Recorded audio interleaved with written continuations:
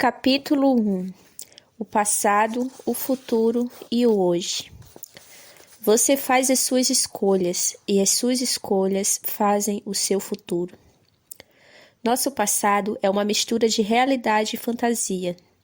A narrativa que escolhemos é decidida por nós mesmos. Tenho certeza de que você tem o desejo de, daqui para frente, fazer escolhas assertivas que o conduzirão para a vida que você merece viver. Porém, talvez ainda não saiba como fazê-las. Para que suas escolhas sejam assertivas, é necessário que elas aconteçam no momento certo e com precisão. Quando perdemos o momento certo e a precisão, tentamos, mesmo que inconscientemente, compensar o tempo perdido, valendo-nos da velocidade e da falta de precisão pela força. Calma. Vou explicar tudo aqui. Quando foi a última vez que você adoeceu e precisou ir ao médico? Não importa se foi ontem, há uma semana, há um mês ou um ano. Quando somos acometidos por uma enfermidade, desde dores crônicas até uma virose ou uma doença mais grave, o procedimento é sempre o mesmo. Nós consultamos especialistas que, através de um primeiro diagnóstico ou de uma série de exames, apontam o que há de errado conosco e como resolver aquele problema. Dentre todos os tipos de dores que experimentamos e ainda experimentaremos em vida, há um tipo muito mais difícil de diagnosticar e compreender por um simples motivo: a dificuldade em explicar o que dói e como dói. A dor da alma. Como explicar aquilo que nos machuca por dentro e mal conseguimos colocar para fora em palavras? Como explicar uma sensação de angústia ou desânimo? Como entender tudo o que machuca e não pode ser traduzido com jargões médicos? Simples.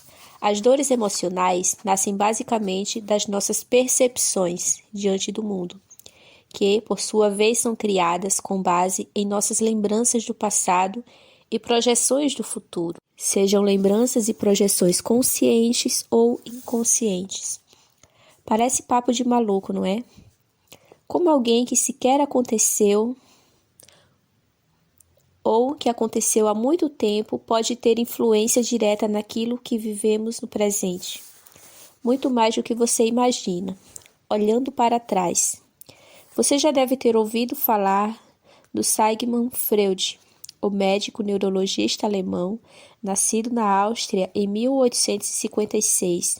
Foi o inventor da psicanálise, um campo de investigação da psique humana que independe da psicologia. Para Freud, muito do que acontece no presente das pessoas está diretamente ligado com eventos marcantes do passado. Um passado que pode ser remoto a ponto de estender-se a lugares e eventos que sequer lembramos, guardados apenas pelo nosso subconsciente. Antes mesmo de começar a resolver o hoje, é necessário reparar aquilo que ficou para trás, mas continua nos assombrando. Mais de uma vez encontrei alunos que, mais adiante, perceberam que suas escolhas em várias áreas da vida tinham acontecido por conta de dores do passado. Não é incomum que uma mulher se envolva com um homem mais velho ou vice-versa, por conta de traumas relacionados a um de seus pais, ou um homem não consiga prosperar financeiramente por situações não resolvidas do seu passado. Não precisamos mergulhar nas teorias freudianas. Aqui, nem nos resvalar de complexos de Édipo. É mais simples. Eventos do passado mal resolvidos, que nós acreditamos ter superado e seguido em frente, podem apresentar-se das mais variadas maneiras no futuro, mudando, na maioria das vezes, inconscientemente, nossa percepção sobre a vida. Uma aluna, por exemplo, acabou percebendo que tinha realizado exatamente isso. Casou-se com um homem 15 anos mais velho por conta de problemas mal resolvidos com seu pai. Isso não significa que todas as situações semelhantes a este exemplo têm como origem o mesmo problema do passado. Nossas dores às vezes podem ir além, A dor do luto, como toda pessoa que já perdeu alguém ou já esteve perto dessa circunstância, sabe, é uma das mais difíceis de lidar. Sendo assim, pergunto: qual o melhor procedimento para que o luto seja superado de forma mais rápida e assertiva? Parece uma pergunta indelicada, certo? Não se preocupe. Nos próximos capítulos você receberá orientação suficiente para desenvolver habilidades emocionais que vão dar a você a assertividade de que precisa para fazer as melhores escolhas no presente e viver seus melhores dias em todas as áreas de sua vida. Veja este exemplo. Certa vez, conheci um casal que não conseguia mais engravidar desde que, ao final de uma gestação, teve uma das notícias mais tristes que alguém pode receber na vida. Seu filho havia falecido durante o parto. No funeral do bebê, mostraram-se firmes como se aquele acontecimento não estivesse abalado profundamente. Foram fortes, assim, entre aspas. Ao entender que precisava despedir-se de verdade do filho, o casal teve a oportunidade de realizar um novo enterro, simbólico, e viver o luto de forma emocionalmente correta. Uma semana depois, a mulher conseguiu engravidar. Não precisamos nos restringir apenas a perdas de vida. O luto acontece durante uma separação, a morte de uma relação, uma demissão, a morte de uma etapa na carreira profissional e muitas frustrações que parecem tirar um pedaço de nós. Otimizar o processo de luto e compreendê-lo dentro de nós é um incentivo para crescer. Como diria o neurocientista Susana Herculano Rosel, o papel da morte é dar valor à vida. Se você continua achando tudo isso muito estranho, talvez seja a hora de citar uma diferença primordial. Dentro da ideia de luto e sua duração, não estou dizendo aqui que você deve apagar completamente as memórias ou os sentimentos nutridos por alguém da sua mente. Isso simplesmente não existe. As pessoas que você ama nunca serão apagadas dentro de você, e superar o luto não é esquecê-las. Para explicar melhor essa diferença, vale contar a história de uma aluna que me confrontou durante uma aula, perguntando-me como esquecer a morte do pai. Questionei se ela carregava consigo algo que a fizesse lembrar dele. Para minha surpresa, a aluna retirou da bolsa um exame hospitalar com o diagnóstico do câncer que tirou a vida do seu pai.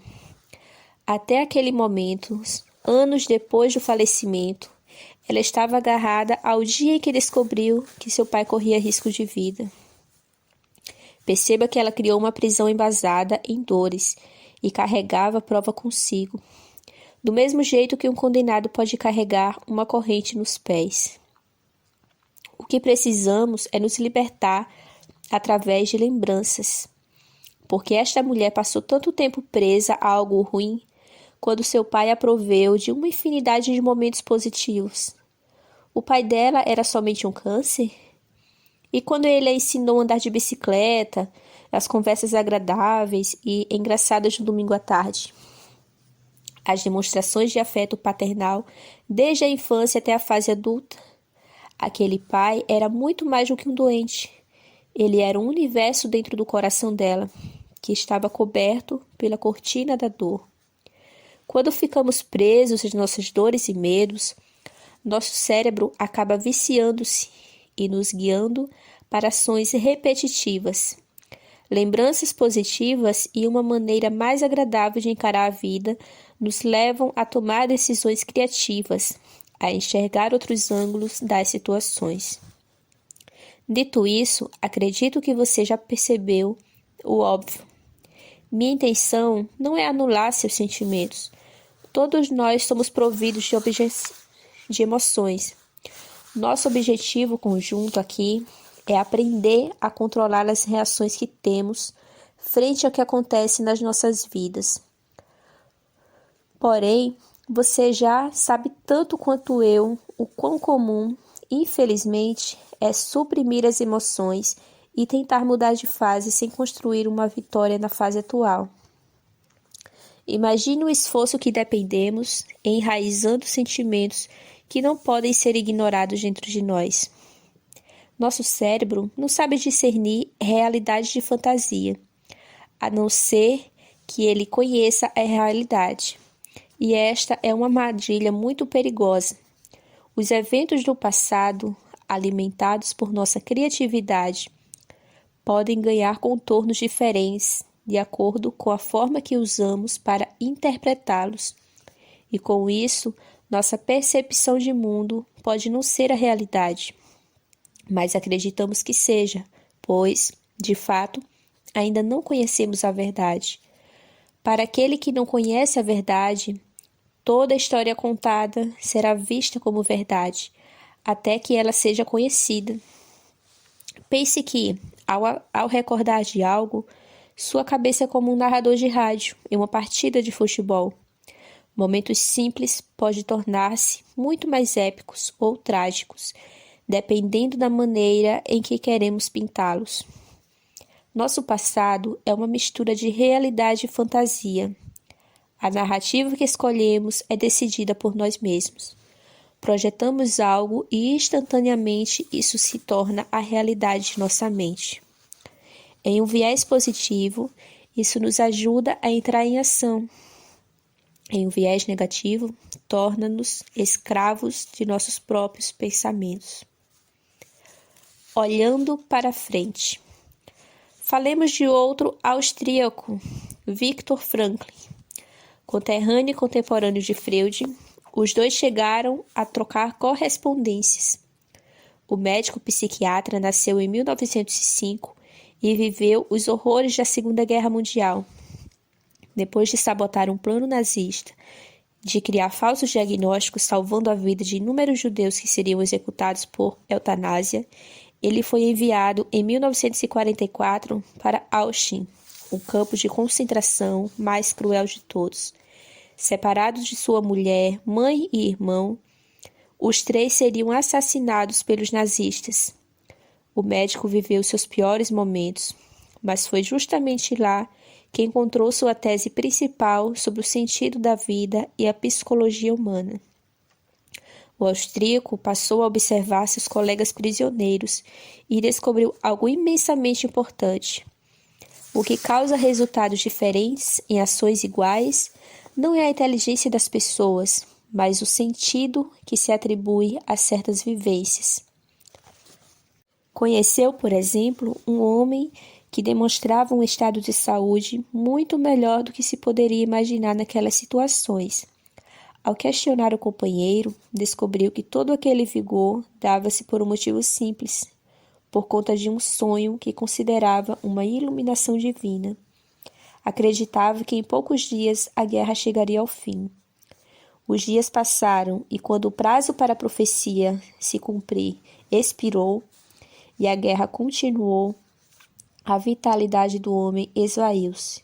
Em apenas alguns dias, completamente desiludido e sem esperança, adoeceu e faleceu. O que dava forças àquele homem? O sentido que a guerra acabaria. O que destruiu a vida dele? A perda do sentido. Enquanto nosso passado pode gerar dor ou esperança, nosso futuro traz sentimentos de medo ou sentido. Antes que você ache, mais uma vez, que estou falando bobagens, pense comigo. Diferente do passado que já aconteceu, nós não podemos sentir dor com o futuro. Ainda assim, podemos temer o futuro por algo de ruim que possa nos machucar. E dentro de um viés positivo, podemos encontrar sentido nas coisas incríveis que estão por vir. Em meus milhares de atendimentos, pude concluir que uma pessoa adulta pode ser ferida em suas emoções somente se permitir que isso aconteça. Essa permissão se dá por falta de habilidades emocionais para blindar a mente, no presente, de estímulos ruins que possam provocar no futuro, lembranças de dor do passado ou projeções de medo do futuro. Olhando para o hoje. Agora que você entendeu o que nossos sentimentos relacionados ao passado e ao futuro podem nos trazer, fica mais fácil compreender a fórmula básica para lidar melhor com o hoje. Trabalhar essas duas frentes. É preciso saber lidar com as lembranças do passado, assim como com as projeções do futuro, para construir um presente positivo, saudável e que nos permita realizar tomadas de decisões assertivas e criativas. Fugindo das atitudes negativas, repetitivas, que nos trazem malefícios, muitas vezes irreparáveis, e acabam minando o timing e a precisão em nossas escolhas, tão necessários nos dias de hoje para atingir nossos objetivos. Dor, esperança, medo e sentido que carregamos dentro de nós servem como subsídio para as nossas escolhas do presente. E como Viktor Frankl já falou, isso não tem nem um pouco a ver com inteligência. Pelo menos não a inteligência que estamos acostumados a analisar. QI versus QE e a autossabotagem. A vida que você merece não é apenas um sonho distante, é uma realidade atingível. A maior parte das pessoas do mundo compartilha uma média similar de QI, o quociente de inteligência, valor obtido por meio de testes para avaliar a capacidade cognitiva dos seres humanos. Em valores arredondados, podemos afirmar que essa parcela se aproxima de 90%. Os 10% restantes divide-se em 5% com o QI acima da média e 5% com o QI abaixo da média. Existe então uma possibilidade muito alta de eu e você estarmos dentro da média. Mas na hora de tomarmos decisões assertivas, dentro do time correto e sem deixar que o medo e a dor nos afetem negativamente, não é o QI o que mais importa, é o que é. Que é nada mais é do que o quociente de inteligência emocional. A nossa maturidade para lidar com emoções que afloram seus verdadeiros significados, consequências e possíveis reações geradas em cada um de nós. É o quociente emocional que nos permite acabar com hábitos negativos e colocar significado nos acontecimentos da vida. Se você duvidar da existência dele, pare por um minuto e pense o seguinte: fazer exercício físico é bom ou ruim para a saúde? Provavelmente sua resposta é bom. Considerando que não existe a restrição médica, todos sabemos que exercício físico faz bem para a saúde. Porém, nem todos praticam. Por quê? Saber o que é bom para você exige habilidade cognitiva. Fazer o que é bom exige habilidades emocionais. Outro exemplo está nos casos de adultério que você já presenciou, em relações da sua vida ou de pessoas presentes em círculos sociais. Existe uma chance muito grande de que, em termos fúteis e diretos, amantes não apresentem mais qualidades ou sejam necessariamente mais atraentes do que as pessoas traídas. E é justamente aí que explicamos o predomínio de uma emoção em detrimento da razão. A melhor maneira para deixar de fazer escolhas erradas é entender o que motivou aquele comportamento e ressignificá-lo. Após ajudar milhares de pessoas, percebi que 80% das situações que acontecem no presente são influenciadas por questões do passado. Os outros 20% por conta das projeções do futuro. E é isso que não apenas nos impede de prosperar, mas gera a autossabotagem. Nós também sabemos conscientemente que estar dentro dos padrões de peso estabelecidos por órgãos de saúde é uma maneira de encontrar mais qualidade de vida. Mas isso não impede o crescimento assustador e desenfreado de taxas de obesidade ao redor do mundo. O que muitas pessoas chamam de preguiça ou falta de vergonha na cara é, na verdade, autossabotagem impedindo que as pessoas entrem em ação e busquem viver melhor. Se você acha que deixa de tomar uma atitude é eliminar uma ação, é melhor pensar duas vezes. A ação, na verdade, continua existindo. A diferença é que ela deixa de ser assertiva para tornar-se uma escolha errada, repetitiva e aleatória. E a sua felicidade importa demais para ser fruto de uma decisão aleatória. Digamos que você se planeje durante toda a semana para acordar um pouco mais cedo no sábado e levar seus filhos ao parque, ou simplesmente tirar algum tempo para cuidar de si e de sua qualidade de vida. Todo sábado, porém, você falha e passa horas a mais na cama. O ato de deixar de ir ao parque ou começar uma atividade própria é, na verdade, a ação de não realizar os seus planos. Quando uma pessoa entra em um ciclo de autossabotagem, sua mente desenha todos os caminhos para a repetição de eventos semelhantes àquele que causam a dor no passado. Alguém que sofreu em um emprego com um chefe abusivo e não lidou com essa dor, por exemplo, está muito mais propenso a encontrar outro chefe abusivo em sua trajetória profissional.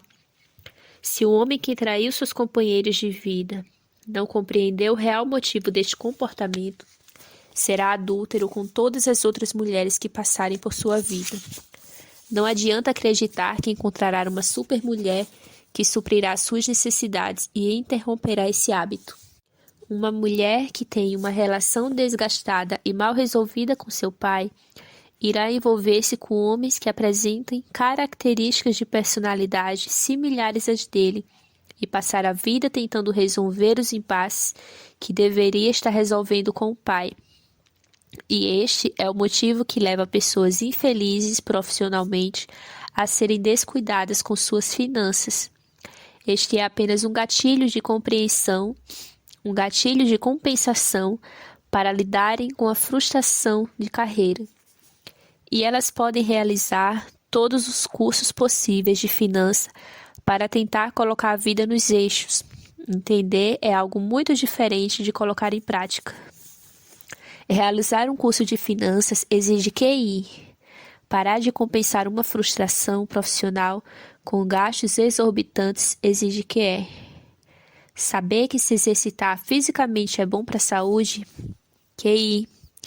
Dar uma volta no parque ao invés de enrolar só mais 15 minutinhos na cama exige QE.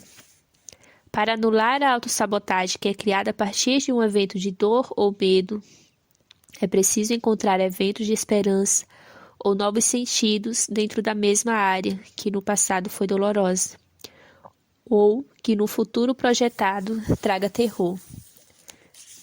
Eu me considero um especialista em dor e não estou aqui para te ensinar a você abrir uma empresa ou a correr uma maratona. Meu objetivo em cada página deste livro é trabalhar com seu desejo, com a esperança do passado, com o sentido do futuro. Certamente você já aprendeu com escolhas passadas que a segunda oportunidade nunca será nas mesmas condições da primeira. Do contrário, sempre seria melhor esperar pela segunda oportunidade, não é mesmo? Mas e se fosse possível criar novas primeiras oportunidades? E se você pudesse, com todo o aprendizado que acumulará aqui, tomar as decisões mais acertadas e que o levariam aos lugares e objetivos que você deseja chegar e alcançar? A vida que você merece não é apenas um sonho distante, é uma realidade atingível. Para chegar lá, porém, é preciso esforçar-se e seguir em frente. Nós estamos apenas no começo, mas acredite, a mudança está muito mais perto do que você imagina.